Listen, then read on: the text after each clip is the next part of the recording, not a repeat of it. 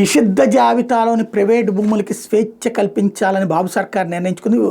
వైకాపా పాలనలో నిషిద్ధ జాబితాలకు 22 అక్రమంగా చేర్చిన ప్రైవేటు భూములు గుట్టు రట్టు కాబోతోంది. ఎన్డీఏ అధికారంలోకి వచ్చాక 22ఏపై రాష్ట్ర వ్యాప్తంగా 2942 వినతులు వచ్చినాయి. ఇందులో రెవెన్యూ సదస్సుల ద్వారా వచ్చినవి 949. ఇప్పటి వరకు 11 మాత్రం పరిష్కారమయ్యి గత పాలనలో వైకాపాకు వ్యతిరేకంగా ఉన్న వారి భూములకు వివాదాలు సృష్టించి నిషిద్ధ జాబితాలకు బలవంతంగా ఎక్కించారు. ఇలా ప్రైవేటు భూములు చేర్చాలంటే విధి విధానాలు ఎన్నో ఉన్నాయి. జాయింట్ కలెక్టర్ నేతృత్వంలో నిర్ణయాలు జరగాలి. కానీ వైకాపా హయాంలో ఇదేమీ జరగలేదు. కక్ష కట్టి మరి వీటిని నిషిద్ధ జాబితాలకు చేర్పించారు.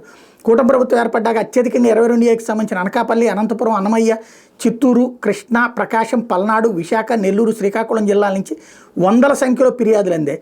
వీటిలో కొన్నింటిని రాజకీయ కారణాలతో చేర్పించారన్న ఆరోపణలోనే. నిషిద్ధ జాబితాలోకి చేరిన భూములను విడిపించాలంటే కలెక్టర్ పర్యవేక్షణలో నిర్ణయాలు జరగాలి. ఇక్కడి నుంచి వెళ్లే ఆదేశాలను బట్టి జిల్లా రిజిస్ట్రార్ వాటి రిజిస్ట్రార్లకు అనుమతిస్తారు. అప్పటి వరకు నిషిద్ధ జాబితాలో ఉన్న వాటికి రిజిస్ట్రేషన్ జరగవు. ఈ పరిస్థితుల్లో ప్రభుత్వం తాజాగా జారీ చేసిన ఉత్తర్వుల ద్వారా ప్రతి దరఖాస్తును పరిశీలించబోతున్నారు. కలెక్టర్ నేతృత్వంలోని కమిటీ సంబంధిత ప్రాంతాల ఆర్డీఓల ద్వారా వీటిపై విచారణ జరుపుతుంది. కొన్ని చోట్ల కోర్టు ఆదేశాలు లేదా ప్రభుత్వ ఆదేశాలు అనుసరించి నిషిద్ధ జాబితాలకి ఎకరా లేదా 2 ఎకరాలు చేర్చాల్సి ఉంటే సర్వే నెంబర్లోని భూమి మొత్తాన్ని చేర్చారు. దీనివల్ల బాధితులు లబోదిబోమంటున్నారు. వైకాపా పాలనలో చుక్కల భూములు, షరతులు గల పట్టాలు, ఇతర భూములు నిషిద్ధ జాబితా నుంచి భారీగా తప్పించేశారు. వీటిలో కొన్నింటికి రిజిస్ట్రేషన్లు జరిగినాయి. అసలు దీనికి ఏమైనా పొంతనుందా? ఇక్కడేమో జాబితా నుంచి తొలగించారని వాళ్ళే రాస్తున్నారు, జాబితాకు కొంతమందిని చేర్చారని వాళ్ళే రాస్తున్నారు. ఏది కరెక్టు? అసలు రాష్ట్రంలో ఏ భూములు నిషేధంలో ఉన్నాయి, ఏ ఇయర్లో పెట్టారు? ఈ దొంగ నాటకాలు మానేసి నిజం చెప్తే సరిపోతుంది కదా. వైసీపీ హయాంలో చేర్చి అయితే గీతే ఒక 1% ఉంటుందేమో, అంతకుముందు నిషేధంలో ఉన్నటువంటిది.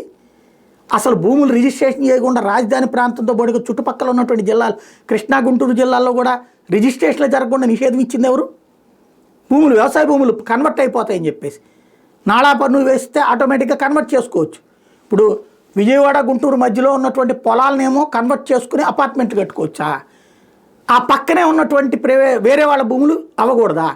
కొంతమందికి మాత్రమే అవ్వాలా? ఫర్ ఎగ్జాంపుల్ చూడండి, ఇప్పుడు ఆయన ఎవరు, మురళీమోహన్ గారు సంబంధించినటువంటి జేబేరి ఉంటుంది, ఆ విజయవాడ నుంచి గుంటూరు వచ్చే దారిలో. దానికి పక్కనే ఉన్న పొలం కూడా ఇది కట్టిన తర్వాత ఆటోమేటిక్గా ఆ పక్కన ఉన్నటువంటి పొలాలన్నీ కోట్లలోకి వెళ్ళిపోతాయి. అక్కడ కూడా అపార్ట్మెంట్ కట్టేస్తారుగా. ఎందుకు అట్లా? అవన్నీ రిజిస్ట్రేషన్లకు బ్యాన్ పెట్టారు. అట్లాగే చాలా చేశారు.